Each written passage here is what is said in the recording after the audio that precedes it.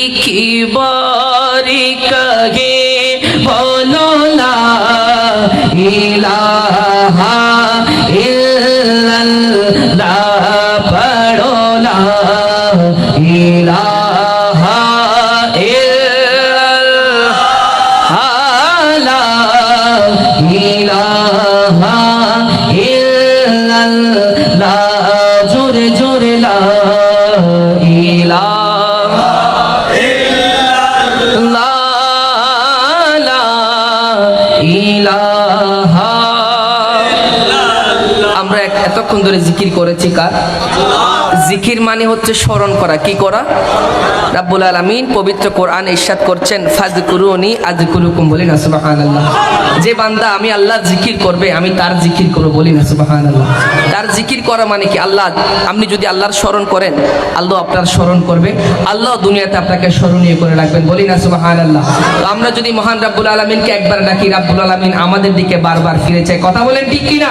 এক আশিক রাসূল তিনি খুব সুন্দর করে বলছেন, তোমাকে ডাকি যদি একবার আল্লাহ, আমাকে কাছে টানো বারে বার, ঠিক না? বলি তোমাকে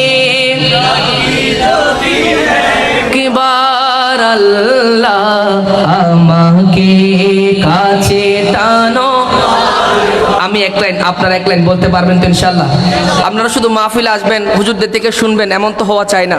আমরা সবাই পড়বো একসাথে মিলে আল্লাহর জিকির। আল্লাহকে একবার ডাকলে আল্লাহ আমাদেরকে বারবার আমাদের দিকে ফিরে যায়। এই সংক্ষিপ্ত একটা কথা, তোমাকে ডাকি যদি একবার, আমাকে কাছে টানো, বলেন আমাকে আমাকে কাছে টানো বারবার। আমি শুধু বলবো প্রথম লাইন, শেষ লাইন আমি আপনার থেকে নিব ইনশাআল্লাহ।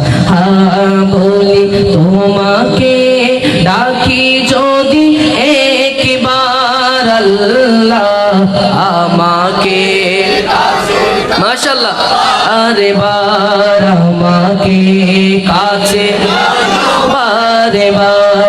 যদি পথ ভুলে যায় আমাকে দিও ঠাই, যদি পথ ভুলে যায় আমাকে দিও ঠাই, দিও দিশা এটুকু আবদার আল্লাহ, আমাকে কাছে টানো বারে বার। তোমাকে ডাকি বার আল্লাহ, আমাকে কাছে টানো বারে বার। তোমাকে ডাকি